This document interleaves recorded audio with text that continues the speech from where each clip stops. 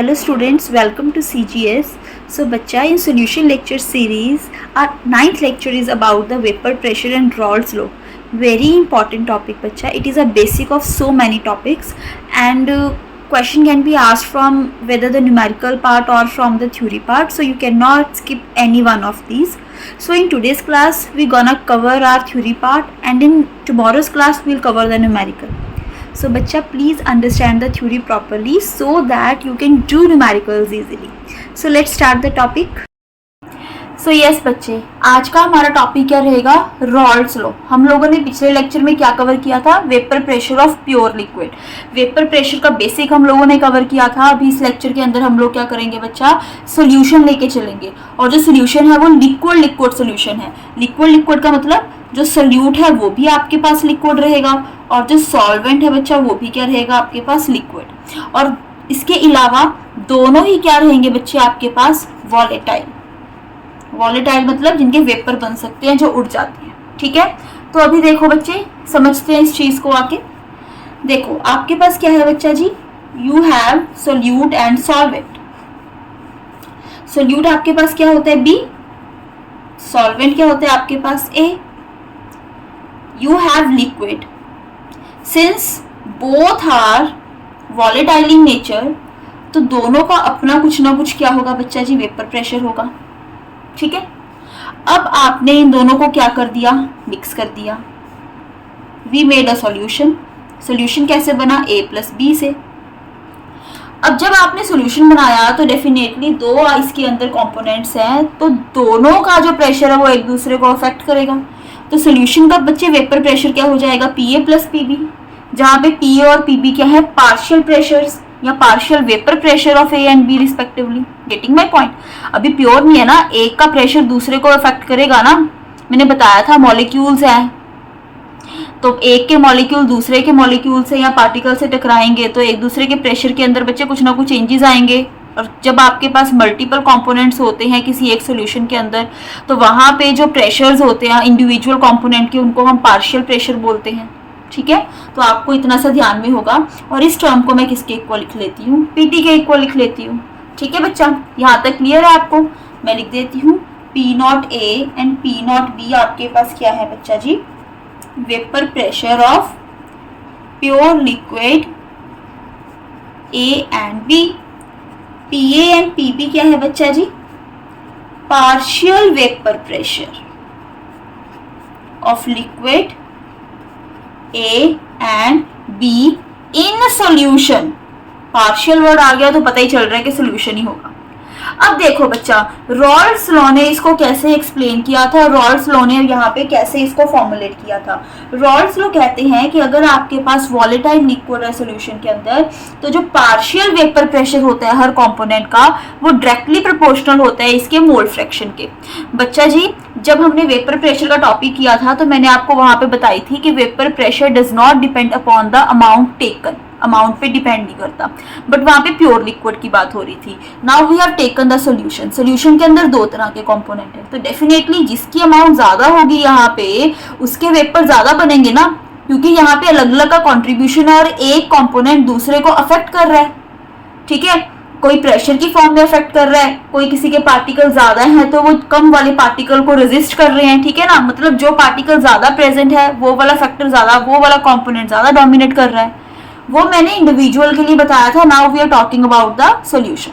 तो Raoult's law कहते हैं कि जो पार्शियल प्रेशर होता है लिक्विड के अंदर ए कंपोनेंट या बी कंपोनेंट का, वो डायरेक्टली प्रोपोर्शनल होता है उसकी मोल फ्रैक्शन के, क्योंकि सॉल्यूशन के अंदर जो कंट्रीब्यूशन होता है ईच पार्टिकल का, उसकी अमाउंट को हम in terms of mole fraction लेते हैं. जाके मेरा मोल फ्रैक्शन का लेक्चर देखो, आपको पता लग जाएगा.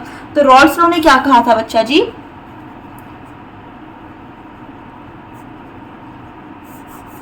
रॉल्ट्स लॉ ये कहते हैं कि partial vapour pressure of each volatile component is directly proportional to its mole fraction. वो उसकी मोल फ्रैक्शन के इक्वल होगा, डायरेक्टली प्रोपोर्शनल होगा. जैसे PA है वो A की मोल फ्रैक्शन के, और जो PB है वो जो बी कंपोनेंट है उसका पार्शियल प्रेशर बी वाले के डायरेक्टली प्रोपोर्शनल। जितनी मोल फ्रैक्शन ज़्यादा होगी उतना वो वेपर प्रेशर सोल्यूशन के अंदर एग्जर्ट करेंगे। अभी साइन ऑफ प्रोपोर्शनलिटी खत्म करना है, कोई ना कोई इंट्रोड्यूस करना है, तो वहाँ पे हमने पी नॉट ए ले लिया और बी वाले के अंदर हमने क्या ले लिया, उसको पी नॉट बी ले लिया। दो चीज़ें बन गई, ठीक है। अब आगे देखो बच्चे, अब देखो पी ए क्या था मेरे पास, पी नॉट ए एक्स से, पी बी क्या था मेरे पास, P naught B X B. अब total vapour pressure of solution क्या है बच्चा मेरे पास, P T which is equal to P A plus P B. दोनों को प्लस कर दो, P naught A X A plus P naught B X B, ठीक है। तो ये मेरे पास क्या बन गया बच्चा जी, फॉर्मूला बन गया, ठीक है। अब आपको पता है कि X A plus X B किसके इक्वल होता है, 1 के इक्वल होता है। Sum of mole fraction is always equal to 1। तो आप एक को दूसरे की फॉर्म में कर सकते हो। मान के चलो मुझे सारा का सारा बी की फॉर्म में लेके आना है, तो मैं एक्स ए को 1 माइनस एक्स बी पुट कर सकती हूँ, क्या कर सकती हूँ ना, P naught A minus P naught A X B plus P naught B X B. तो P naught A plus mole fraction of B P naught B minus P naught A. देखो मेन फॉर्मूला कौन सा था, main formula बच्चे आपके पास ये वाला ही था। आगे तो बच्चे हम लोग बस वैल्यूज को पुट करके कुछ ना कुछ करते जा रहे हैं और कुछ नहीं है। समझ में आया? तो ये था बच्चा जी vapour pressure of liquid liquid solution जो रॉल्स लॉ ने दिया था, एक बार चेक करो। हाँ जी, क्लियर है बच्चा? अब आगे देखो बच्चा, इसके कुछ केसेस करने की कोशिश करते हैं हम लोग।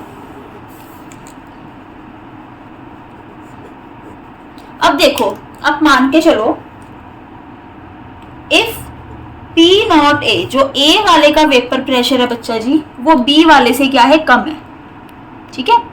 अज्यूम करो कि जो वेपर प्रेशर ऑफ A है प्योर लिक्विड का, वो B वाले से कम है। तो इसका मतलब क्या हुआ, जिसका वेपर प्रेशर कम है इसका मतलब उसकी वॉलेटिलिटी कम है। इसका मतलब A इज लेस वॉलेटाइल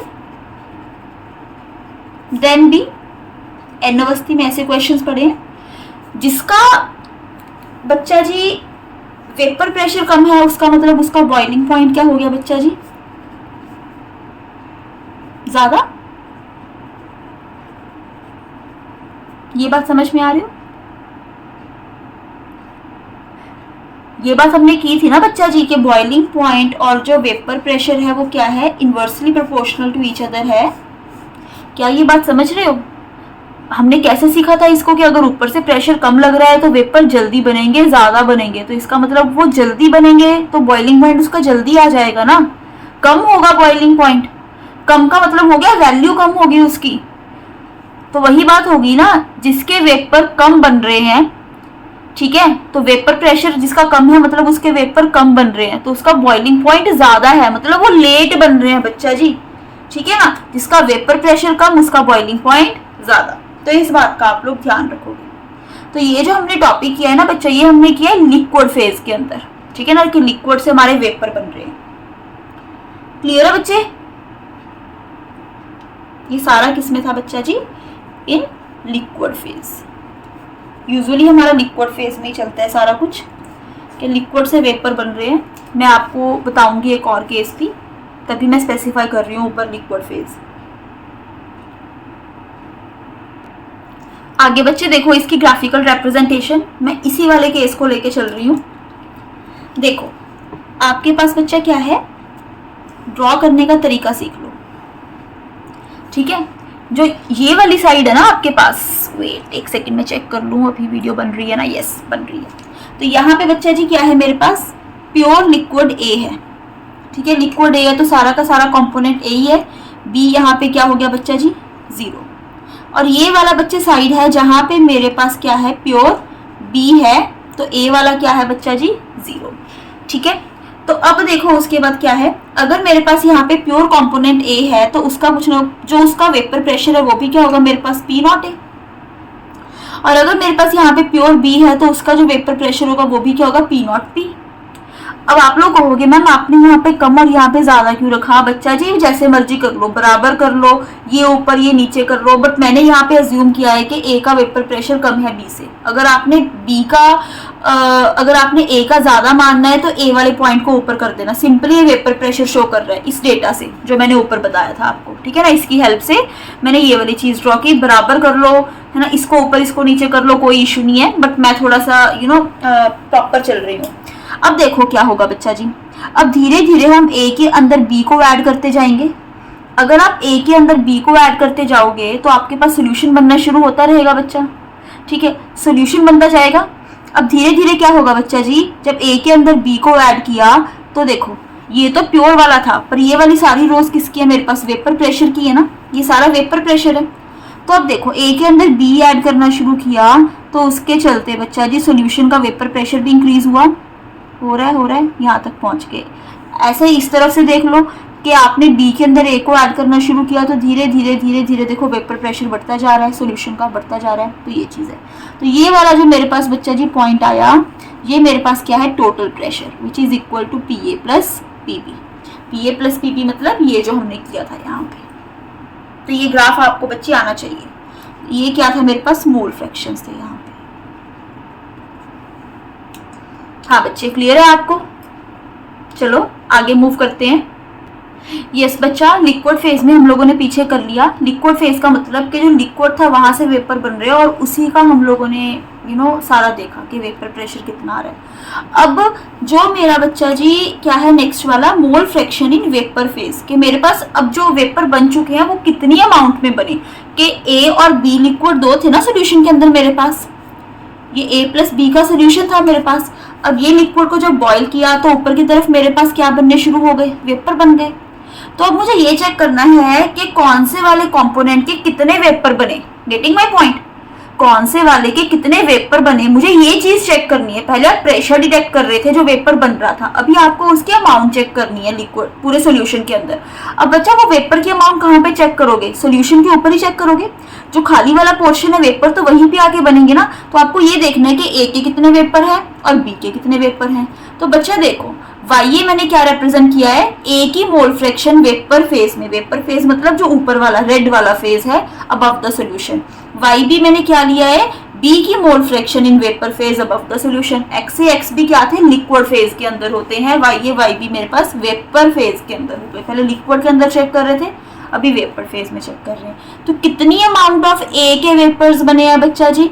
उसका फॉर्मूला है Y A is equal to P A upon P T, के टोटल प्रेशर में से ए का कितना वेपर प्रेशर है। ऐसे ही अगर मुझे mole fraction of B check करना है, टोटल प्रेशर में से सोल्यूशन के बी वाले का पार्शियल वेपर प्रेशर कितना है, वहां से मुझे पता लग जाएगा उनकी मोल फ्रैक्शन कितनी आ रही है। ठीक है, तो these are the formulas to calculate the mole fraction in vapour phase. देखो ना हमने पीछे यही किया था ना कि अगर मुझे पी ए निकालना है एक्स ए के डायरेक्टली प्रोपोर्शनल होता है, तो यहाँ पे बच्चा जी क्या है मैंने लिया, तो आपने पी नॉट ए ले लिया था। तो यहाँ पे टोटल के हिसाब से देखना है आपको। क्यों? क्योंकि टोटल में से कितने ए के बन रहे हैं, टोटल में से कितने बी के बन रहे हैं।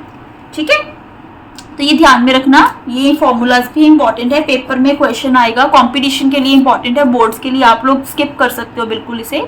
बोर्ड्स के लिए आपको करने की जरूरत नहीं, बट कंपटीशन के लिए छोड़ना। So next topic is our vapor pressure of solid in liquid and Raoult's law. Raoult's law का पार्ट 2 है। पहले लिक्विड इन लिक्विड के बारे में बताया था, अब सॉलिड इन लिक्विड के बारे में। लिक्विड इन लिक्विड में बोथ वर्ड क्या थे? Volatile, but in solid in liquid solid आपका नॉन वॉलेटाइल है और जो लिक्विड है बच्चा जी वो क्या है आपका? वॉलेटाइल। कुछ सॉलिड्स ऐसे भी होते हैं जो वॉलेटाइल होते हैं। फॉर एग्जाम्पल आपके पास जो नेफ्थलीन बॉल्स है बच्चा, कैम्फर है, वो क्या होता है बच्चा जी? वॉलेटाइल नेचर का होता है। लाइक NaCl हो गया, ग्लूकोज हो गया, यूरिया हो गया, ये सारा क्या है बच्चा जी? नॉन वॉलेटाइल की कैटेगरी में आ जाता है। जैसे NaCl हो गया, ग्लूकोज हो गया, सुक्रोज हो गया, सॉलिड भी है और नॉन वॉलेटाइल भी है, यूरिया। मेन ये 4 केस ही आपके कवर कर देगा। ठीक है ना? तो अब देखो बच्चा, vapour pressure of solution of solids in liquid. ठीक है, तो सबसे पहले बात तो क्या रहेगी? अगेन करने का मेथड वही रहेगा कि यू हैव अ सॉल्वेंट। ठीक है, ये आपका सॉल्वेंट है। सॉल्वेंट की नेचर कैसी है बच्चा जी? लिक्विड नेचर है। ठीक है, ये आपका प्योर लिक्विड है विच इज सॉल्वेंट। और क्योंकि जो आपका सॉल्वेंट है बच्चा जी वो वॉलेटाइल नेचर का है, तो इसका कुछ ना कुछ वेपर प्रेशर रहेगा।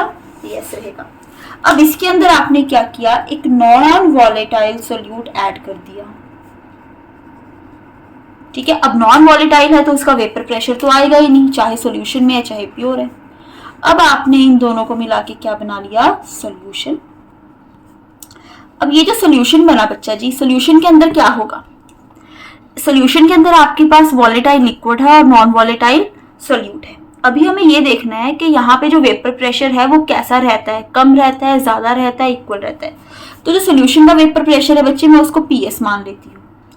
अब देखो, अब मुझे बताओ कि जो आपके पास सॉल्यूशन बना बच्चा, उसका वेपर प्रेशर आपके पास पीएस है, क्या वो प्योर वाले से ज्यादा होगा, कम होगा या इक्वल होगा? बच्चा firstly let me tell you, जो सॉल्यूशन का वेपर प्रेशर है वो प्योर वाले से क्या होगा, कम होगा। अब कारण क्या है उसका, वो ध्यान से समझना। जब आपने कोई भी नॉन वॉलेटाइल सोल्यूट को बच्चा जी वॉलेटाइल सॉल्वेंट के अंदर ऐड किया, तो उससे क्या हुआ बच्चा जी, जो इसका वेपर प्रेशर था सोल्यूशन का वो कम हो गया, डिक्रीज हो गया। क्यों कम हुआ बच्चा जी? क्योंकि जो नॉन वॉलेटाइल सोल्यूट है उसके पार्टिकल्स ने जो आपका सोल्यूशन के अंदर सॉल्वेंट था उसको घेर लिया। उसको घेर लिया तो इसके चलते क्या हुआ बच्चा जी, जो सॉल्वेंट के पार्टिकल्स थे सॉल्यूशन के अंदर, उसकी जो एस्केपिंग टेंडेंसी है वो क्या हो गई, लेस हो गई। क्यों? अब उसको घेर के बैठ गए। घेर के बैठ गए तो इसका मतलब क्या है कि अगर मान के चलो जो आपका लिक्विड था उसके पार्टिकल्स को बाहर आने, तो इनको साइड पे करना पड़ेगा ना। अब साइड में करने पे उनकी एनर्जी कितनी निकल लग गई, तो इसका मतलब यहाँ पे क्या था, यहाँ पे किसी ने इसको घेर के नहीं रखा हुआ था, इसके सरफेस पे कोई नहीं बैठा था, तो इसके पार्टिकल इजीली वेपर बन के क्या थे, बाहर की तरफ जा रहे थे। लेकिन अब यहाँ पे क्या है, इसके ऊपर बच्चा जी एक लेयर बननी शुरू हो गई है। इसके ऊपर नहीं, ये थ्रू आउट द बनती है और इतनी यूनिफॉर्म नहीं बनती, बीच बीच में कहीं कहीं पार्टिकल्स प्रेजेंट होते हैं। ठीक है ना, तो वो पार्टिकल्स के चलते इसके वेपर्स को बाहर निकलने में तकलीफ हो रही है। तो मतलब जो आपका सॉल्वेंट के यहाँ पे पार्टिकल्स है लिक्विड के अंदर, सोल्यूशन के अंदर, उसकी जो एस्केपिंग टेंडेंसी है वो कम हो गई। तो इसका मतलब जो ओवरऑल सोल्यूशन का वेपर प्रेशर है वो क्या हो गया, कम हो गया। चाहे आपके पास प्योर लिक्विड था चाहे सोल्यूशन था, दोनों में ही जो वेपर प्रेशर का कारण है वो कौन है, सॉल्वेंट मॉलिक्यूल्स। बिकॉज सोल्यूट का तो कोई रोल ही नहीं है इसके अंदर। पर सोल्यूशन के अंदर जो सॉल्वेंट की वजह से भी वेपर प्रेशर लग रहा था वो आपके प्योर वाले से कम हो गया, क्योंकि इसके अंदर नॉन वॉलेटाइल सोल्यूट चला गया, जिसके चलते जो सॉल्वेंट के पार्टिकल्स है उनकी जो एस्केपिंग टेंडेंसी है वो कम हो गई। और yes, so hence PS is less than P0A। ध्यान रहेगा बच्चा जी? ठीक है, तो क्या है बच्चा, तो ये बात आपको ध्यान रखनी है, इंपॉर्टेंट। अब इसका कारण क्या है, मैं रीजन एक बार लिखवा देती हूं कि जो नॉन वॉलेटाइल सोल्यूट है reduces the escaping tendency of solvent molecules into vapor phase as they occupy the surface of liquid। ठीक है ना, वेपर फेज में इसकी जो टेंडेंसी थी जाने की वो कम हो गई। वेपर फेज ऊपर वाला जहाँ पे वेपर बनते हैं, खाली वाला पोर्शन, और कुछ नहीं है वेपर फेज का मतलब। ठीक है ना, ये फैंसी टर्म्स को देख के घबरा मत जाया करो आप लोग। ठीक है, तो क्यों, क्योंकि जो उसके सरफेस का जो लिक्विड का सरफेस था उसके ऊपर वो नॉन वॉलेटाइल सोल्यूट आके बैठ गया। क्लियर है बच्चे कि जब आप सॉलिड इन लिक्विड डालोगे, नॉन वॉलेटाइल इन वॉलेटाइल डालोगे, तो उससे जो सोल्यूशन का नेट वेपर प्रेशर है वो प्योर वाले से क्या हो जाएगा, कम हो जाएगा। ठीक है, अब आगे देखो अच्छा जी, आप लोग खुद सोचो, हम जैसे बोल रहे हैं कि नॉन वॉलेटाइल सोल्यूट के डालने से जो सोल्यूशन का वेपर प्रेशर था वो घट गया। इसका मतलब जितनी अमाउंट आप ज्यादा सोल्यूट की ऐड करते जाओगे उतना ही उसके सरफेस के ऊपर पार्टिकल्स बैठते जाएंगे, उतना ही सॉल्वेंट पार्टिकल्स को बाहर निकलने में दिक्कत होगी, उतना ही वेपर प्रेशर क्या होता जाएगा बच्चा जी, डिक्रीज होता जाएगा सॉल्यूशन का। तो इसका मतलब जो सोल्यूट की क्वांटिटी है वो बहुत ही इंपॉर्टेंट रोल प्ले कर रही है। क्या मतलब कि more the quantity of solute, मतलब हाँ, more the quantity of solute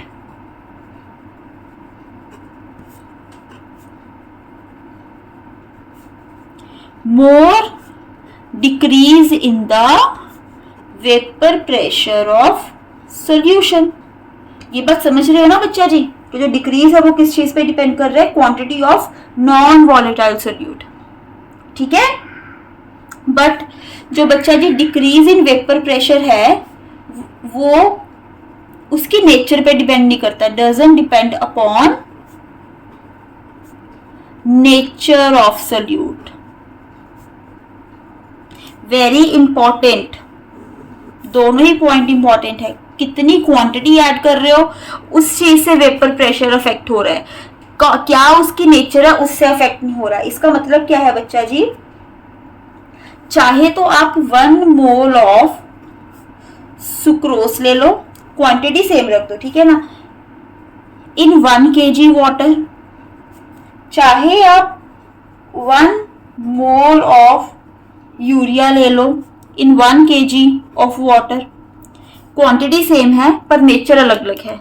दोनों ही केसेस में जो डिक्रीज इन वेपर प्रेशर रहेगा वो ऑलमोस्ट क्या रहेगा बच्चा जी, सेम रहेगा। ये पॉइंट का आप लोग ध्यान रखना कि कितना वेपर प्रेशर कम हो रहा है वो नेचर ऑफ सोल्यूट पे डिपेंड नहीं करता, जो डिक्रीमेंट है वो ऑलमोस्ट सिमिलर है अगर सोल्यूट नॉन वॉलेटाइल है। नॉन वॉलेटाइल मतलब नॉन वॉलेटाइल, उसमें कोई चांस नहीं है कि उसका 1-2 वेपर भी बन जाए, नहीं बनेगा।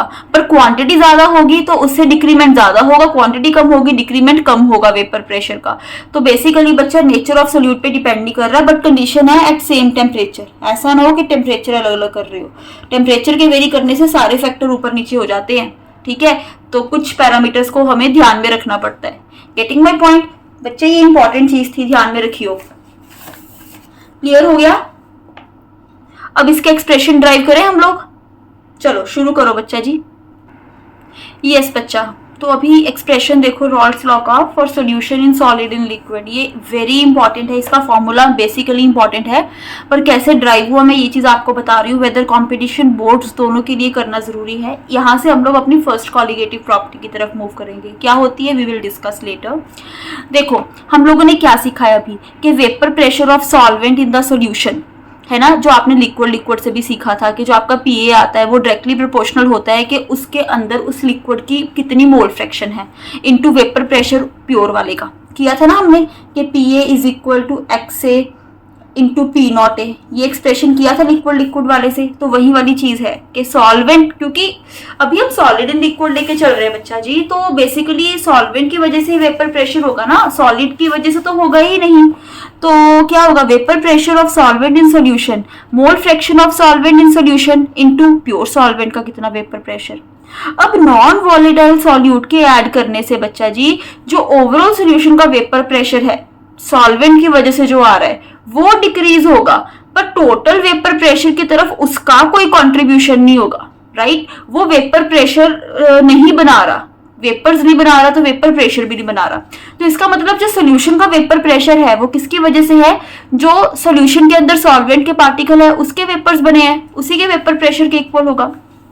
अब इन दोनों इक्वेशन से मैंने क्या लिख लिया कि यहाँ पे वेपर प्रेशर ऑफ सॉल्वेंट कर रहे हैं, उसकी जगह वेपर प्रेशर ऑफ सोल्यूशन ले लिया मैंने, which is equal to mole fraction of solvent in solution into vapour pressure of pure solvent.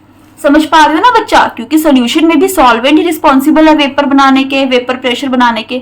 तो सॉल्वेंट की जगह मैंने सोल्यूशन वाली टर्म यूज कर ली, बिकॉज सोल्यूशन में अकेला सॉल्वेंट इज रिस्पॉन्सिबल। तो सोल्यूशन के लिए टर्म क्या होती है, PS, mole fraction of solvent is XA, pure के लिए टर्म P नॉट A। तो यहाँ से XA किसके इक्वल हो गया बच्चा जी, PS upon P not A, ठीक है ना। और ये किसके इक्वल होता है, Na upon Na plus MB, mole fraction of A, ठीक है। अब देखो आगे क्या किया, दोनों तरफ 1 में से माइनस कर दिया, 1 में से माइनस करके मेरे पास ये वाली टर्म बन गई। देखो ये वाली टर्म बन गई यहाँ पे। यहां से मुझे क्या पता चल रहा है, देखो यहां से इंपॉर्टेंट कंक्लूजन निकल रहा है। P नॉट A क्या था बच्चा जी, मेरे पास प्योर सॉल्वेंट का वेपर प्रेशर। PS किसका था बच्चा जी, सोल्यूशन का वेपर प्रेशर।